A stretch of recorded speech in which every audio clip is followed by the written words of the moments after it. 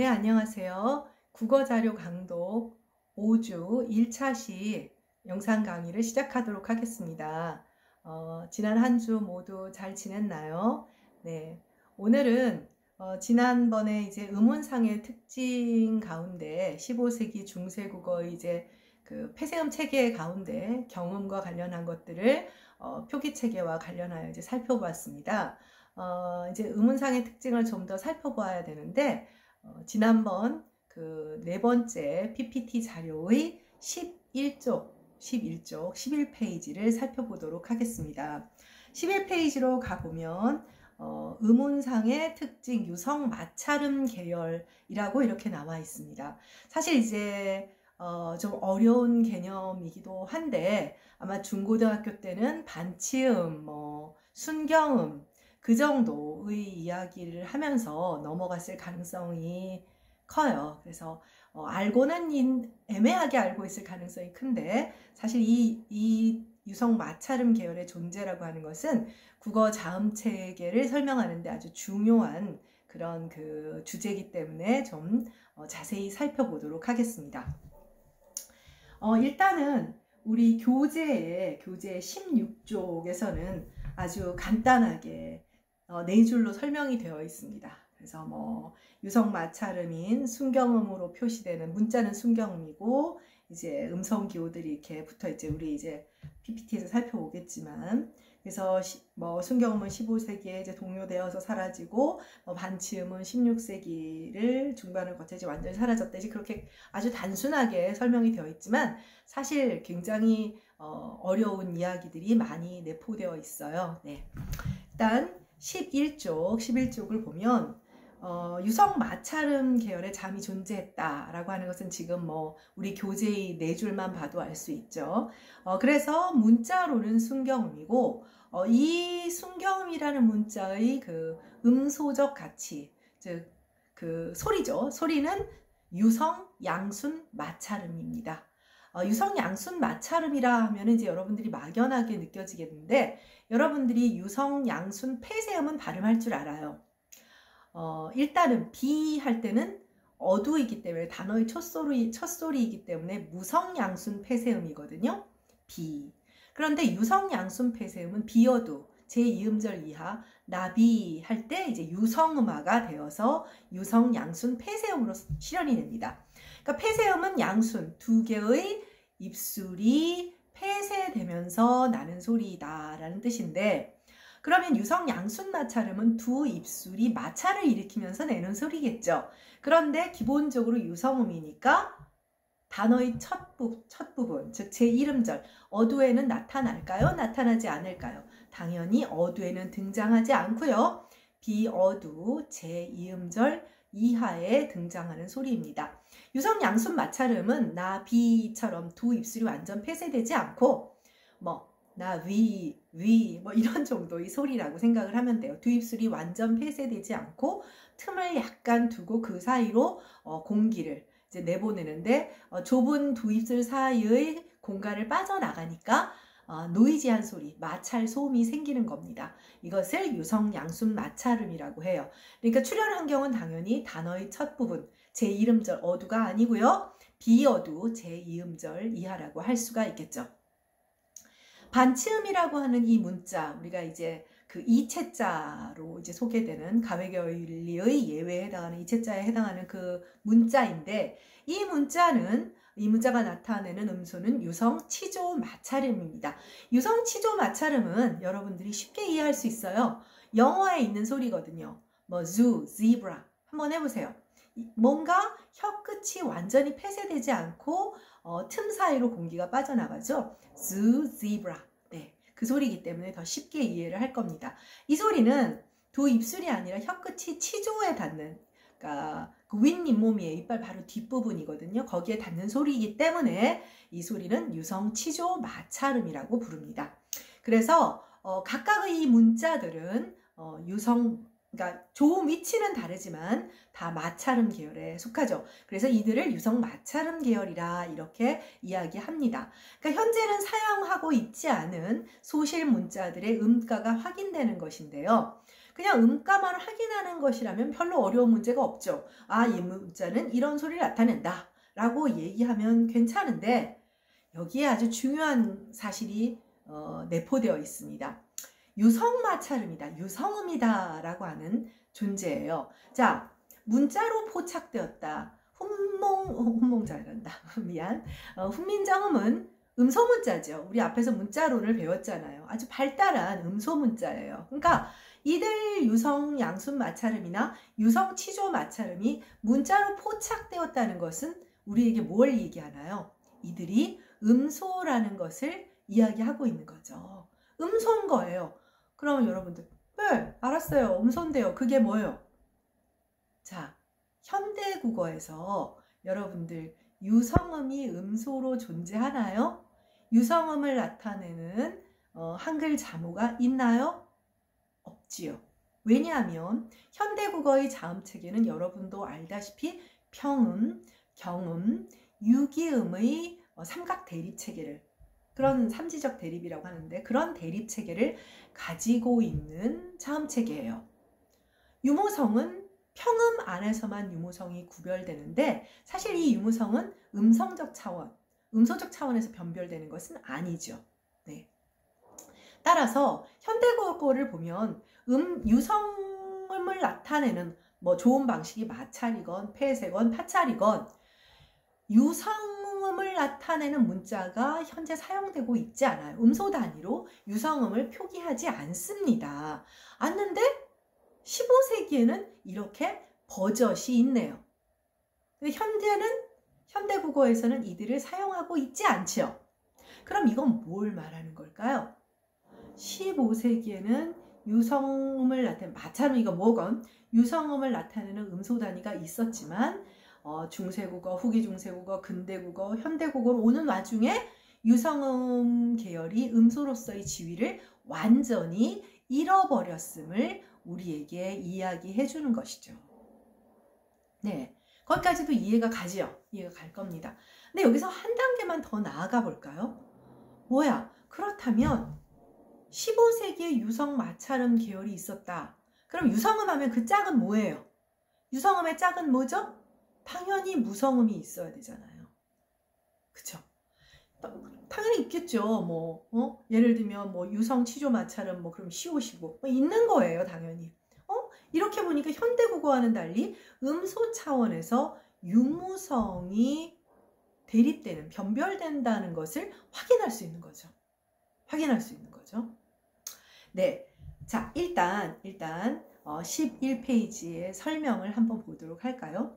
유성마찰음 계열의 자음이 존재한다는 것은 15세기에 한국어가 고대국어 이전 시기에는 최소한 근대 이후의 평음, 경음, 유기음이 대립이 아닌 유성음과 무성음의 대립을 가지고 있었을 가능성을 우리에게 보여주는 거예요.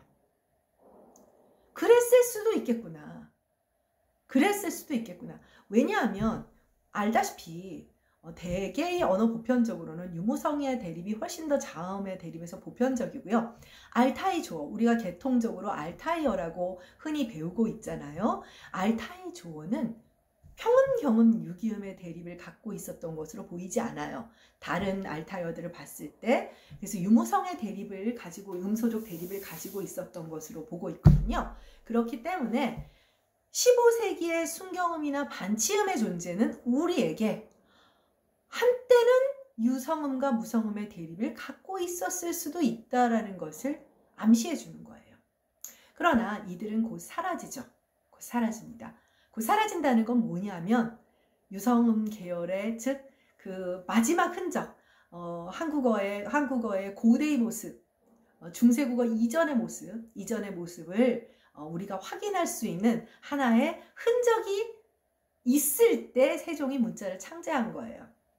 만약에 정조임금이, 이제 우리가 조선왕조 시대의 위대한 두 임금을 말하면 정조잖아요. 정조도 학문을 장려했으니까 만약에 정조임금이 훈민정음을 만들었다면 우리는 유성음 계열에 대해서는 전혀 확인할 수 없을 거예요. 최소한 이 시기가 어떤 유성음 계열의 마지막 모습을 가지고 있고 그게 포착되었던, 그러나 금방 사라집니다. 금방 사라지게 되는. 그래서 순경음의 경우 15세기에 이미 동요를 보여서 이제 흔들리기 시작했어요. 창제 이후 한 20여 년 정도. 그러니까 훈민정음 초기 문헌들, 뭐 월인석보나 석보상절, 월인청강지고 거의 그 문헌들을 벗어나지 못하고 이제 순경음은 보이지가 않습니다. 순경음은 보이지가 않고, 반치음의 경우에는 그래도 조금 오래 존속을 해서 16세기 전반 정도까지는 존재하지 않았을까.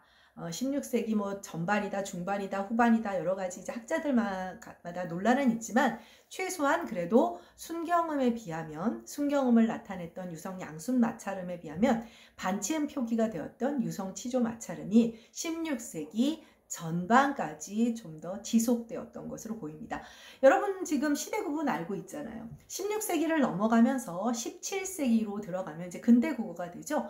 결과적으로 근대국어 시기에는 이제 유성음 계열의 흔적은 이제 자취도 없이 사라지게 되는 것이죠. 그러면서 근대국어 시기에 파찰음의 경음도 이제 우리 기억나요? 다 기억나죠? 모두 복습을 해서 파찰음의 경음도 이제 근대국어에 등장하면서 현대국어에 파찰음의 경음까지 등장하면서 현대국어가 가지고 있는 평음, 경음, 유기음의 이제 삼각대립, 정확한 용어로는 삼지적 대립이라고 해요. 석삼자에 가지지자를 써서, 그러니까 삼각대립이잖아요. 삼지적 대립을 갖는 현대국어와 동일한 자음 체계를 갖게 됩니다. 그래서 이 15세기에 훈민정음이 만들어져서 국어학자인 선생님이 밥 먹고 살고, 여러분들은 조금 귀찮은 그런 주제 하나를 더 배우게 되는 거죠. 귀찮은 주제지만 흥미로운 주제이기도 합니다. 그래서 이 유성 마찰음 계열들이 문자로 포착됨으로써 우리가 알타이 고대국어 이전 알타이 조어 당시에는 평음, 경음, 유기음의 대립이 아니라 이제 유성음과 무성음의 음운론적인 대립을 가지고 있었다고 미루어 짐작할 수 있는 것이죠. 네, 이제 논리적 논거를 갖고 있는 거죠. 고대 단계에 무슨 문헌이 있겠어요. 그러나 이제 논리적인 논거를 통해서 합리적인 추론을 해낼 수 있는 겁니다. 네, 12쪽을 보도록 하겠습니다. 네, 자 이제 순경음도 사라지고 반치음도 사라지게 되잖아요. 먼저 답을 말하면, 이제 순경음이라고 하는 이 문자가 나타냈던 유성의 양순 마찰음은 원순 반모음으로 대부분 바뀌게 돼요. W로 우리가 쓰는. 그리고 뒷페이지에서 보겠지만 반치음이라는 문자가 나타냈던 유성 치조 마찰음은 이제 어떤 흔적을 나타내지 않고 음가가 완전히 사라지게 됩니다. 자, 그래서 12쪽에서는 순경음의 변화, 정확하게 말하면 유성 양순 마찰음의 변화 공식을 제시합니다. 베타 W 어디서 많이 봤던 이제 이 부등호 기호는요. 부등호 기호는 역사 언어학, 즉 통시 언어학에서 규약으로 사용하는 것인데, 이 부등호 기호의 앞쪽이 뭐랄까요? 앞선 시대의 형태고, 그 다음에 부등호의 입이 다물어진 부분이죠. 부등호의 오른쪽 부분, 그러니까 입이 다물어진 부분은 후대형이고, 입이 벌려진 부분은 선대형, 앞선 형태예요. 그러니까 여기서는 베타가 선대형, 앞선 형태고 W가 후대형이 되겠죠. 그래서 아주 유명한 마치 수학 공식과 같은 국어사의 가장 유명한 음운 변화의 공식입니다. 음운 변화는 규칙 변화와 불규칙 변화가 있어요. 규칙 변화는 대개의 경우 변화의 조건이 있고, 불규칙 변화, 이제 간단히 말해서 무조건 변화인데, 이거는 아무 이유가 없이 그냥 변화하게 돼요. 이제 나중에 배우는 모음 추이 같은 것이 이제 그 다음번에 배우게 될 거니까 무조건 변화, 즉 불규칙한 변화인데, 이것은 사실 예측할 수가 없고 체계 전체를 마구 흔들어 놓게 되죠. 반면에 이런 규칙적인 변화는 환경 조건이 있어요. 아무 데서나 막 변화하는 것이 아니고, 그렇기 때문에 수학 공식처럼 이제 공식으로 이야기를 하게 되는 것입니다. 그래서 이게 RPA 교가 여기 이제 PPT로 옮기기가 너무 어려워서 그래서 사진으로 붙이거나 뭐 이런 것들인데 조금 화질이 좋지 않더라도 양해를 바랍니다. 아마 중고등학교 때도 보기는 봤을 거예요. 심화학습이라든지 해서. 그래서 와죠. 많지는 와는 와, 버는 워. 뭐 이거나 여러분들이 알 거예요. 베타 W니까요. 그래서 글발은 글왈, 더버는 더워. 이런 형태로 바뀌게 되고요. 아래아가 있는 형태는 오가 됩니다. 그 다음에 으가 붙게 되면 우가 되고요. 그 다음에 5번하고 6번은 좀 잠깐 기다려주세요. 그러니까 중요한 건 뭐냐면 유성 양순 마찰음은 두 입술을 이용하잖아요. 그러니까 입술을 이용하는 모음이 원순 모음이죠. 그렇기 때문에 원순 모음이고 또 원순 반모음이잖아요. 그래서 입술을 이용하는 속성이 원순 반모음 계열로 전이 된다라고 생각을 하면 됩니다. 그래서 바와 버와도 그렇지만 예를 들면 뭐 스가발, 스가올, 어렵은, 어려운 같은 경우는 뒤에 오는 순경음 다음에 오는 어나 은은 이제 그 영어의 썬에 해당하는 스가발, 스가올은 이제 이게 아래아 음을 이렇게 설정을 한 것인데 스가발, 스가올의 그걸 보면 이제 이 영어의 선, 뭐 거기에 해당하는 발음 같은 거죠. 이제 아래아 발음을 이렇게 본 거예요. 그 다음에 이제 어려운에서는 이 이자에 바가 붙은 건 으거든요. 그러니까 사실은 얘네들은 원래 원순성을 안 갖고 있어요. 안 갖고 있는데 양순 마찰음, 유성 양순 마찰음 때문에 아예 원순 모음인 오우로 변화하게 되는 것이죠. 오우로 변화하게 되는 겁니다.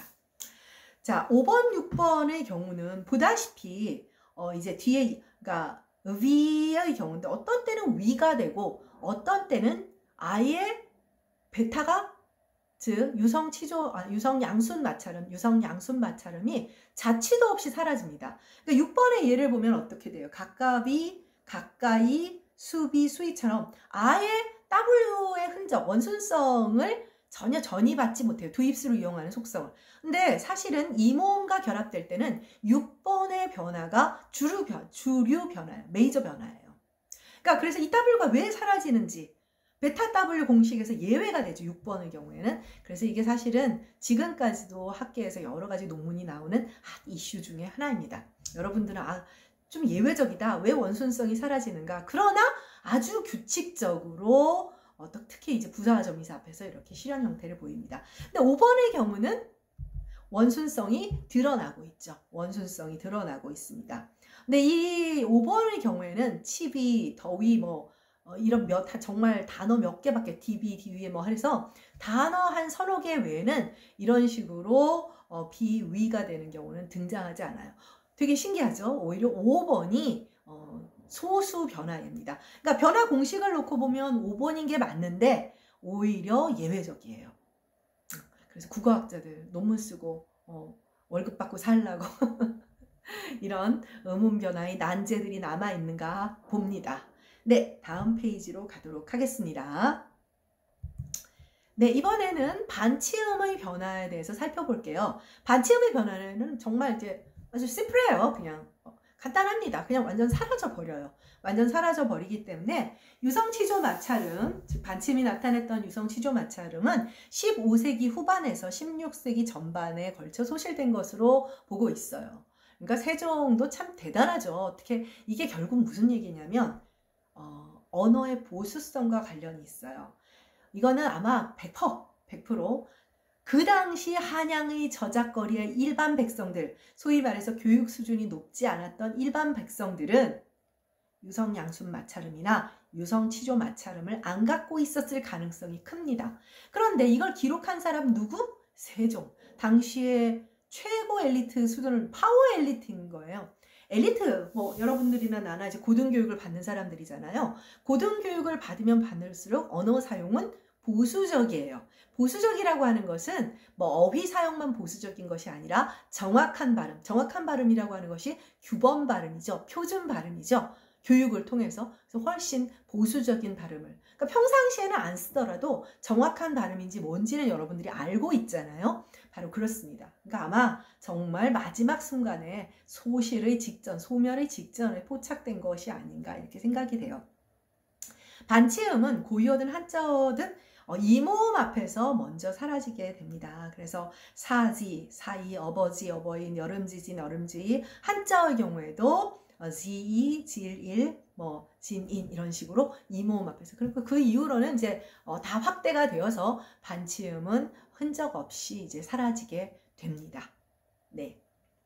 이게 이제 여기서는 지금 선생님이 이제 뭐 보다시피 이제 우리가 이 수업의 핵심 목표는 강독을 하는 거잖아요. 그래서 이제 국어사 예비 지식을 이제 좀 배우고자 강독을 해야 되기 때문에 중세국어의 의문상의 특징인 게 워낙에 지금 간략하게 돼서 소개하는 것이고, 조금 이제 보완한 것이고, 이제 국어 역사를 가면 3학년 2학기에 가면 이제 더 좀 복잡한 내용을 배우게 되죠. 선생님도 나름대로 걸러냈습니다만은, 하나 이제 여러분들한테 알려줘야 할 것은, 혹시 현대국어의 불규칙 동사 알고 있어요?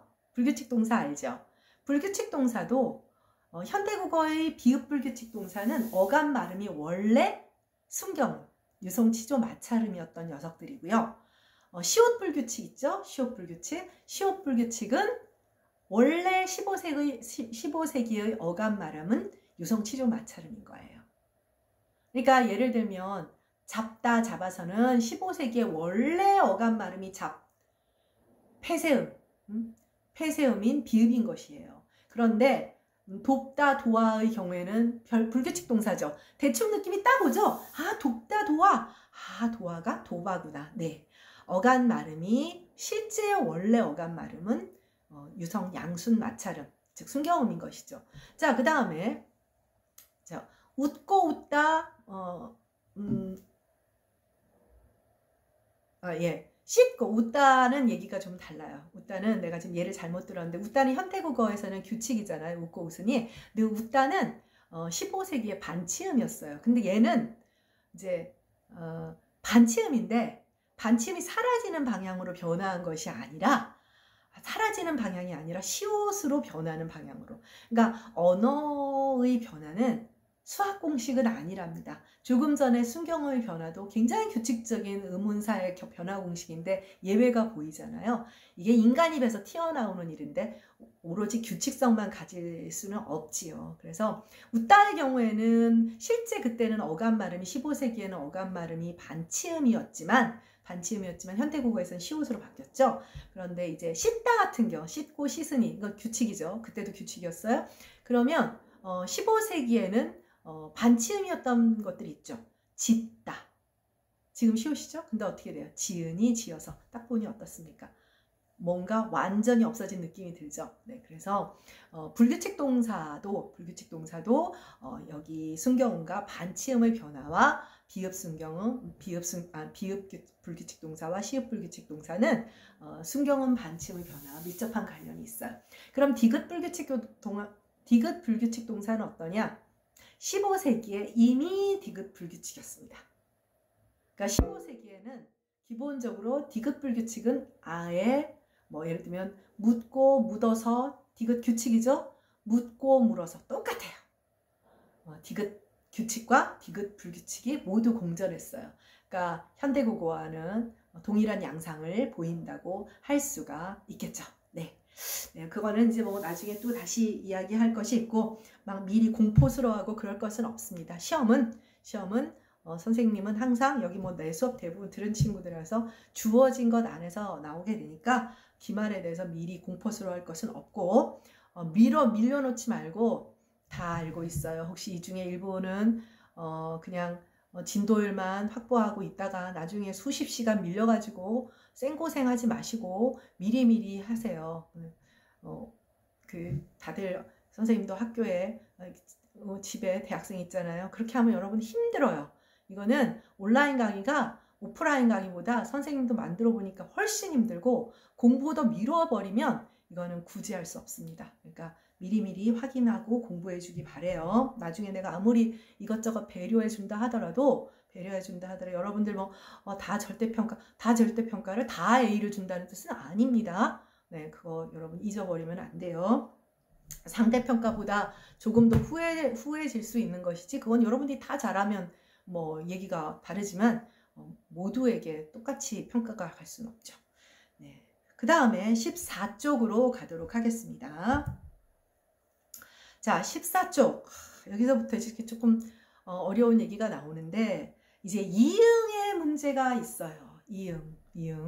이응과 꼭지이응과 이게 이제 복잡한, 사실은 이제 유성후두 마찰음 계열에는 실제로 음소가 3개가 있어요. 근데 지금 먼저 여러분들한테 내가 이해하기 쉬운 유성 양순 마찰음과 유성 치조 마찰음만 소개를 한 거예요. 하나가 더 있는데요. 이거는 절차가 조금 더 복잡한 숨겨져 있는 이야기입니다.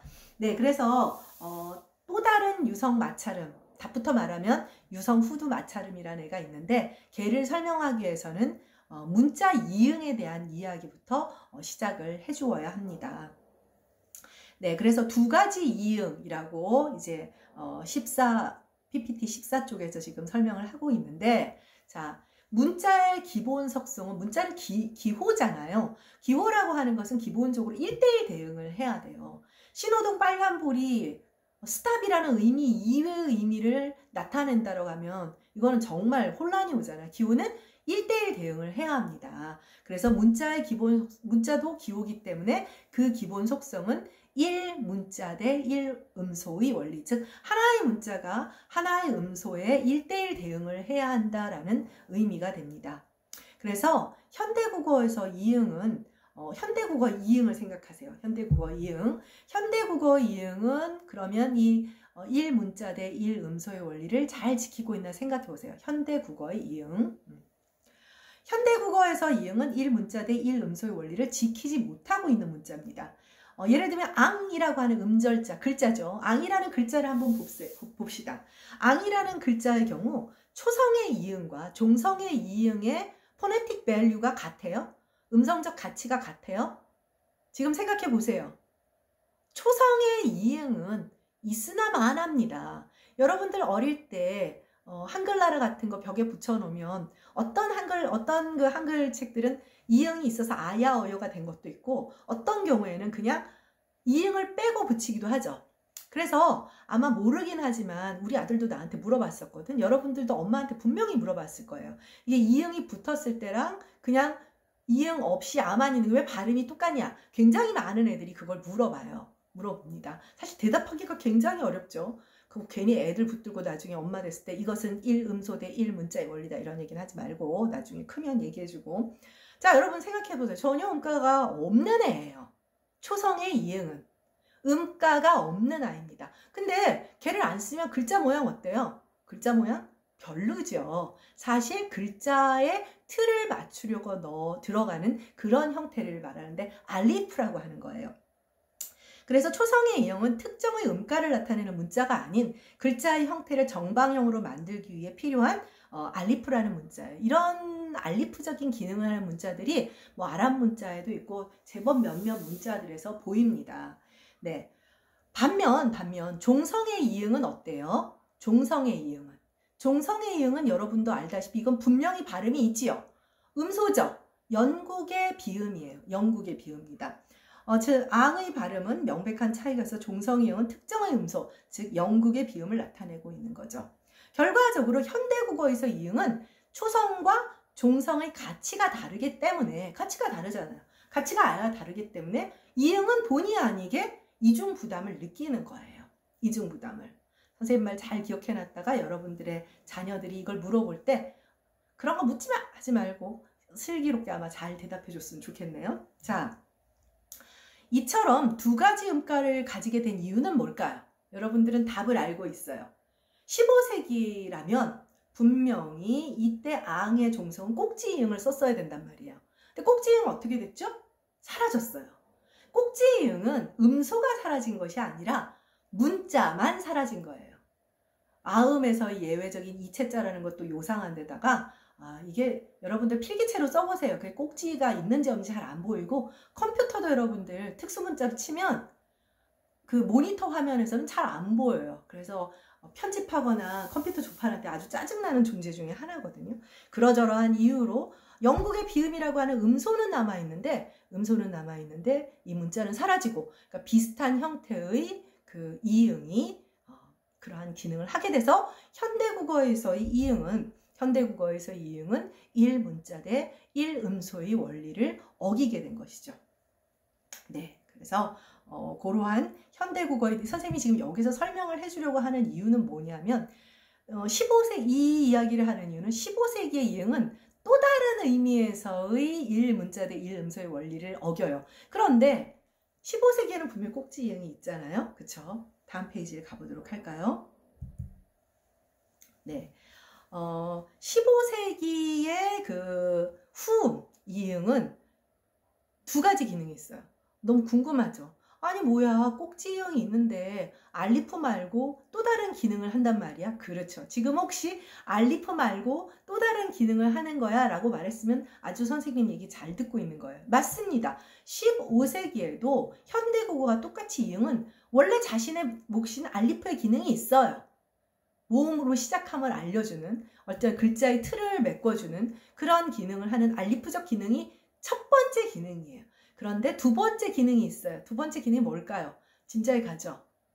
뭔가 뭐 유성 마찰음 관련은 맞습니다. 유성 후두 마찰음 혹은 유성 성문 마찰음이라는 그 소리를 나타내는 기능을 하게 됩니다. 자, 그래서 15쪽을 보면 15세기에도 이응은 두 가지 기능을 가지고 있어서 제1기능은 알리프적 기능, 그래서 어두움이 모음임을 표시하거나 어중에서 두 모음 사이에 사용되어 서로 다른 음절의 속함을 알려주는 소극적 기능, 그리고 음가는 제로다. 그래서 여힐시라 이럴 때는 여의 경우에는 모음으로 시작함을, 괴외의 이응은 두 모음 사이에 들어서 음절 경계를 알려주는, 근데 이런 역할을 알리프의 기능을 이제 소극적 기능이라고 해서 이제 얼마 전에 작고하신 국어사 개설을 쓰신 이기문 선생님이 이제 명칭을 붙인 건데, 사실 소극적, 적극적 할 필요는 없고 알리프의 기능, 반면에 제2 기능은 자음적인 기능을 하기 때문에 이제 적극적 기능이라고 이제 붙여놨습니다. 제2 기능은 자음으로서의 적극적 기능을 의미를 해요. 네.